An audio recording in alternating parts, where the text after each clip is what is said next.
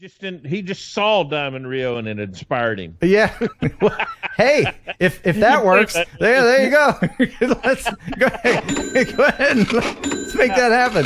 Anyway, let's go ahead and get to the news. Stop the music.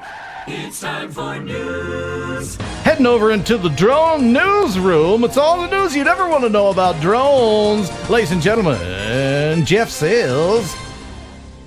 And hello, everybody. So we're going to start the news off pretty good here with the drone shoot down that was reported in Australia.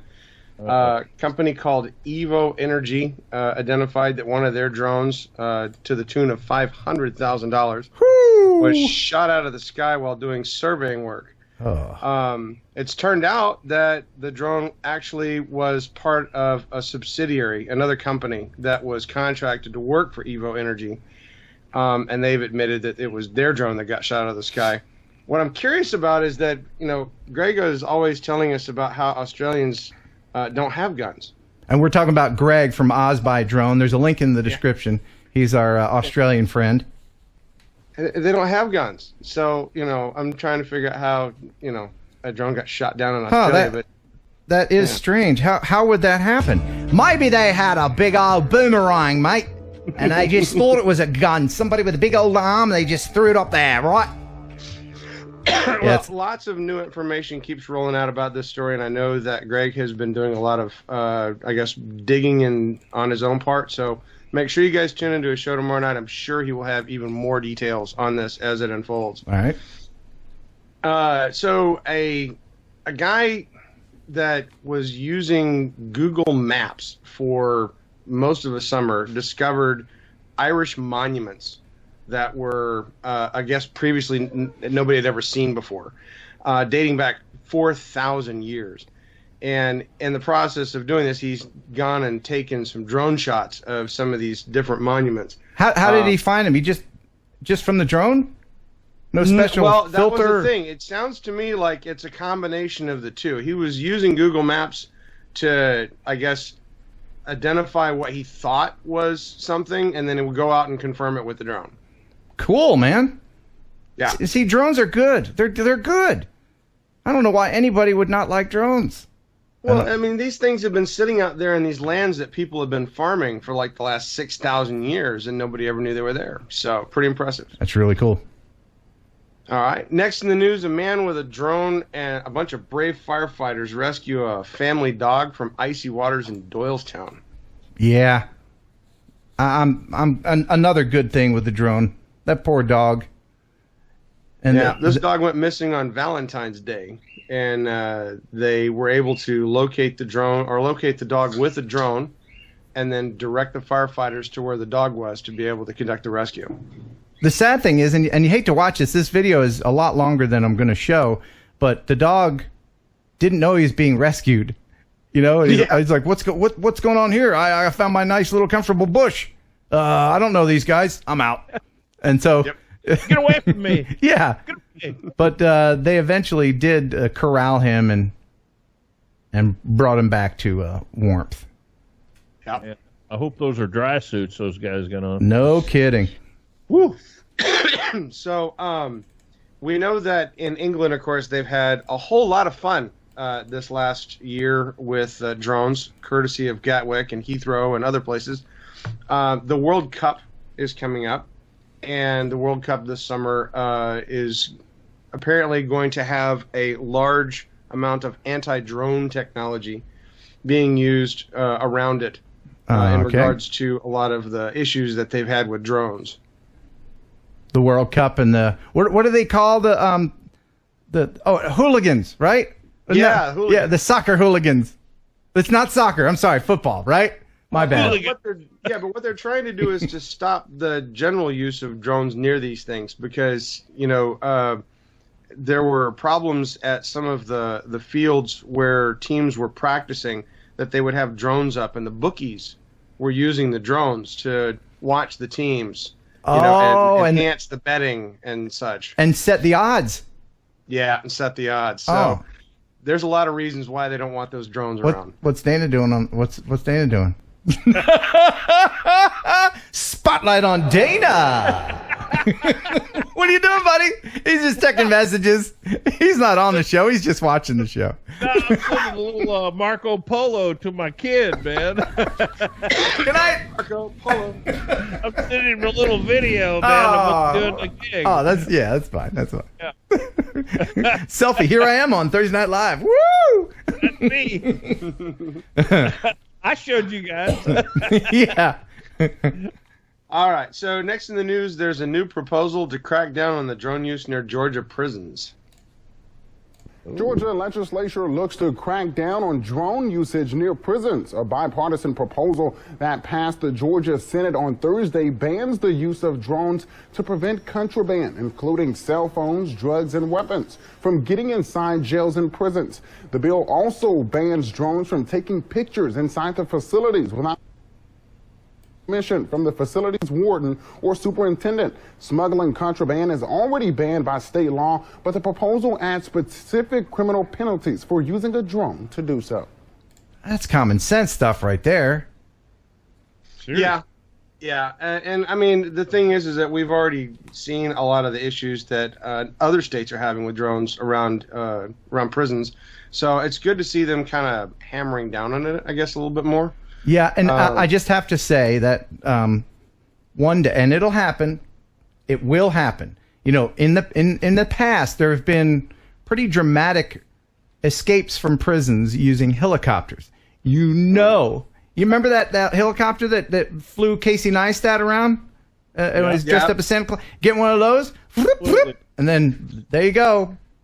Okay, but there's only one of those things in the world, and that thing's hanging on a wall here in Houston. So I'm not worried about anybody. You don't think the the drug cartel could afford to build one or two? Yeah, they probably have some people that can fly it since they keep flying them over the border. Yeah, so. yeah.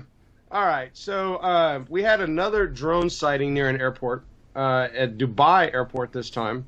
They had flights that were halted from 10:13 to 10:45 a.m. Basically, a pilot that was coming in for a landing said that he saw a drone, and as he was approaching. So again, this is another issue where we don't have any proof, we don't have any physical evidence. We just have the word of a pilot, not a lot of follow-up on it.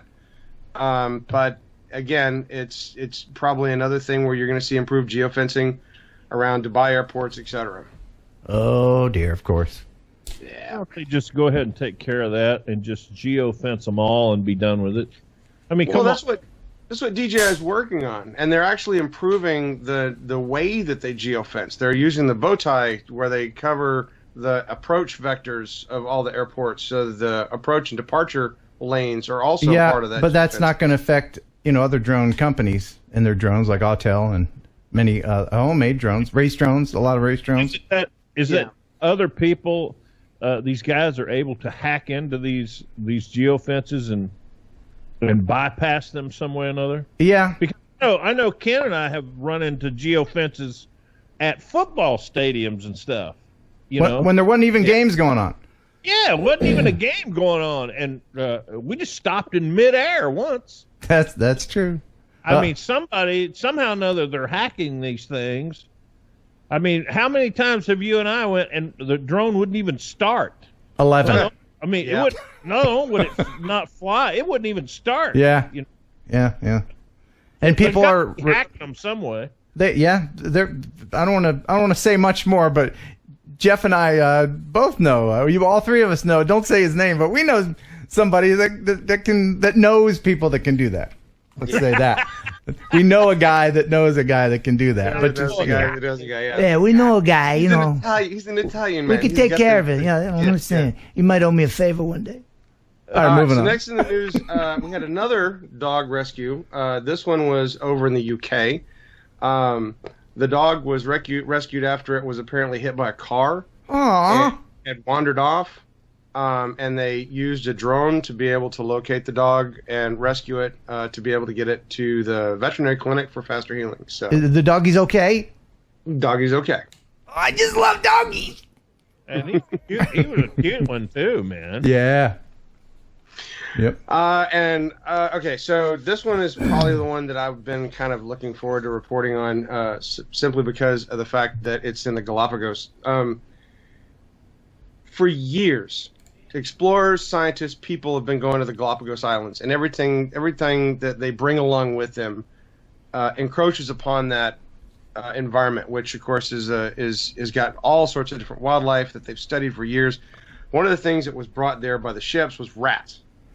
And, of course, there's this huge problem with rats in the islands. So they're now using drones to distribute a specialized rat poison on the Galapagos. And they're using the ability for the drones to fly in patterns, over areas and disperse it equally, out. It's a really interesting new way of using a drone.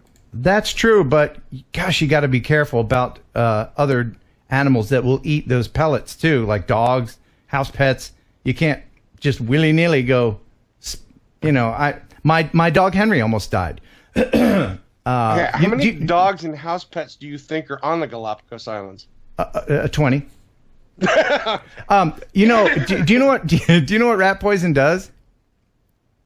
Kills you dead. Yeah, it thins your blood. That's how they die, and then they just bleed out through their eyes and their gut. It was a horrible thing to see Henry near death. I had to bring him in. There was a doctor on the Galapagos Islands. I actually brought him to, and he was able to save him.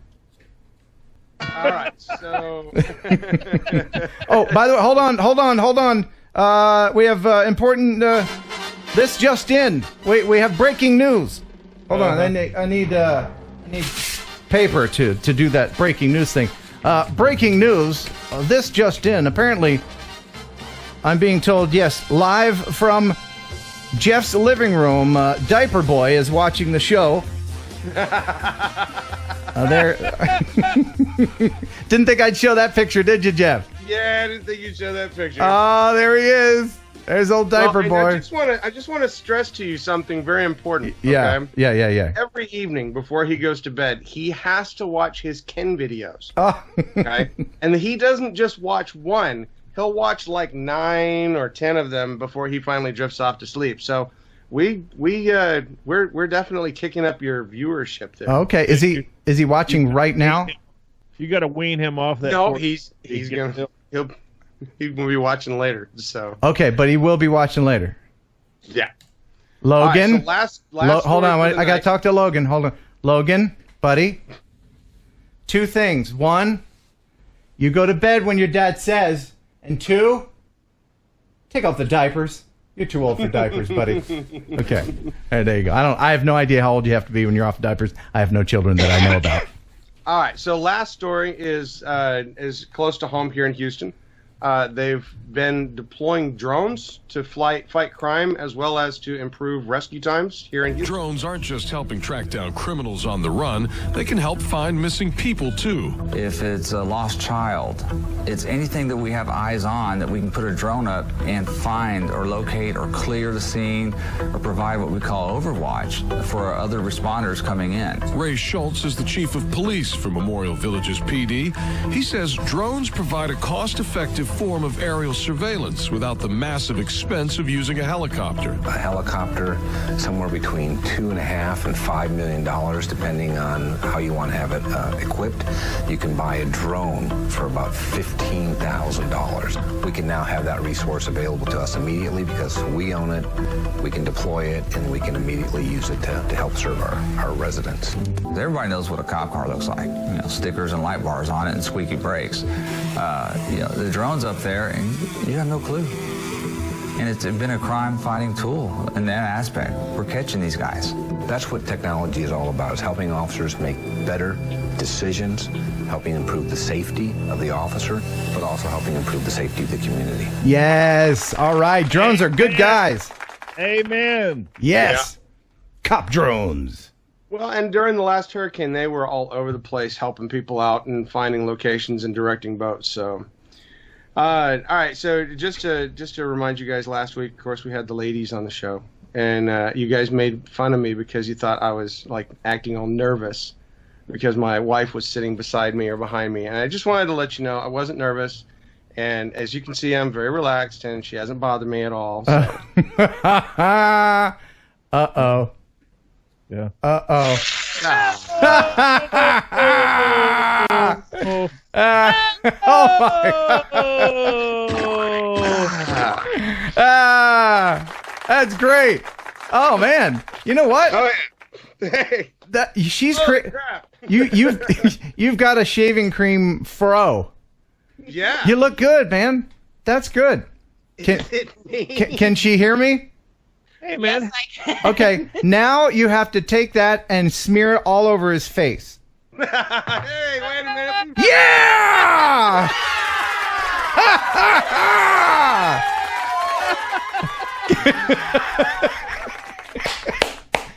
Jeff, can you breathe, buddy? Can you breathe?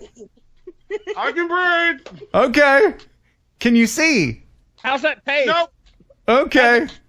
Can't see it there. That's awesome. Jeff, thank you so much for the news as always. You are most welcome. Okay. If there's anything else that I could do for you, you just let me know. Bye, Jeff. Bye. Thanks for stopping by. Now get out. Oh my gosh. Well, now that was refreshing. Yes. It reminds me of some past videos. Yeah. Yes. Poor Jeff. Yes. Poor old Jeff. I don't know what to do now. Poor guy.